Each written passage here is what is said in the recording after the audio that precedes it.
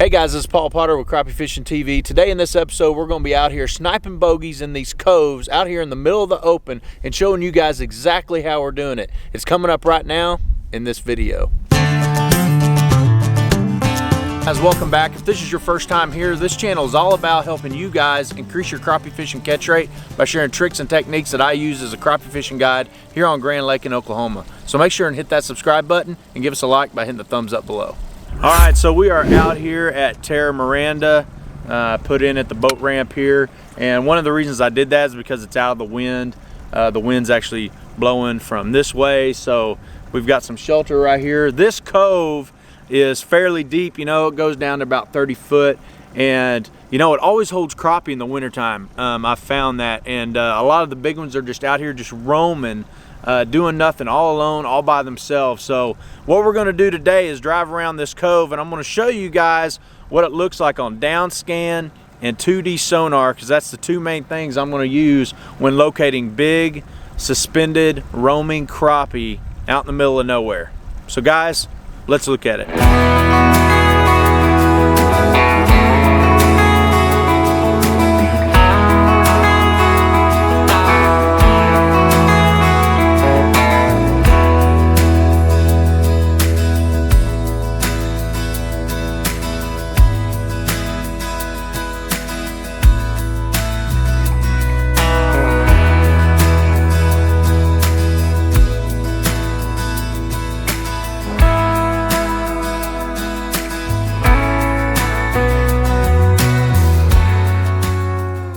Okay, so this right here, one of the things I want you to notice here is there's a lot of dots. Dot, dot, dot, dot, dot. Look how many dots there are on the bottom.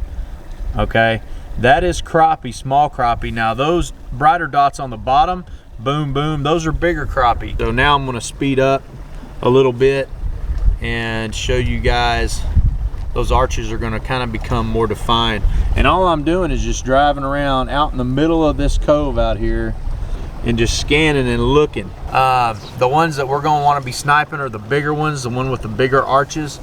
So a lot, I mean, almost any cove at Grand Lake right now is holding crappie. And they do that in the winter time. You know, here's the mouth of the cove right here. So any cove up in here and all these coves, you know, they're gonna be holding crappie like this.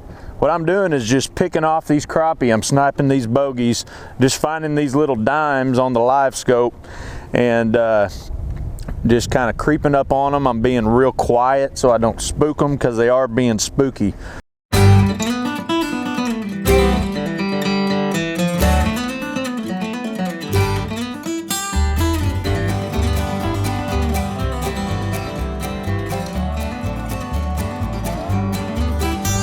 There's a nice one.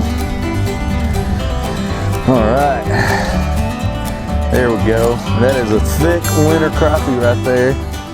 Hey guys, just wanted to take a break for a second and talk about the gear that we're using today. So the first thing we're using today is a GS11 ACC crappie stick. The other thing I'm using is 15-pound spider wire. And you know what? This right here is my new favorite fishing line. I'll put a link to all this at the bottom.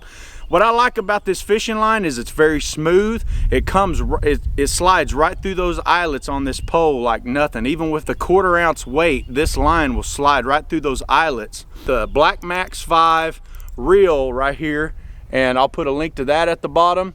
Right now I've got a marabou jig on here. It's just a little bitty 1/8 ounce. It's not very big at all. And then I've got a sinker right there, and then I've got another sinker, and then I've got a hook, just an eagle claw hook. So guys, thanks for checking out the gear we're using today.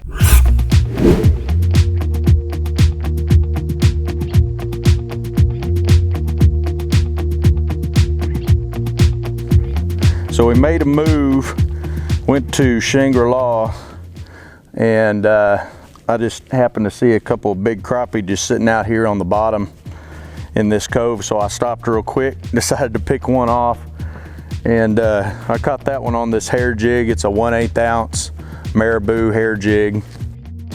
All right, so one tip I do have for you guys today, has to do with releasing these fish. A lot of times people will release these fish in the water, like close to the water. They'll put them in the water with their hand and let them just swim off. Now sometimes, especially in the winter when they're deeper, they get an air pocket in them. People don't know about this, so that's why we release them with the slap. But basically you slap them in the water and it makes that air bubble release, and it's easier for them to get down to the bottom. Because this is what I do. I just take them, just let them kind of hit the water just like that, and what that does, it just kind of gives them a little kick start so they can go back down deep.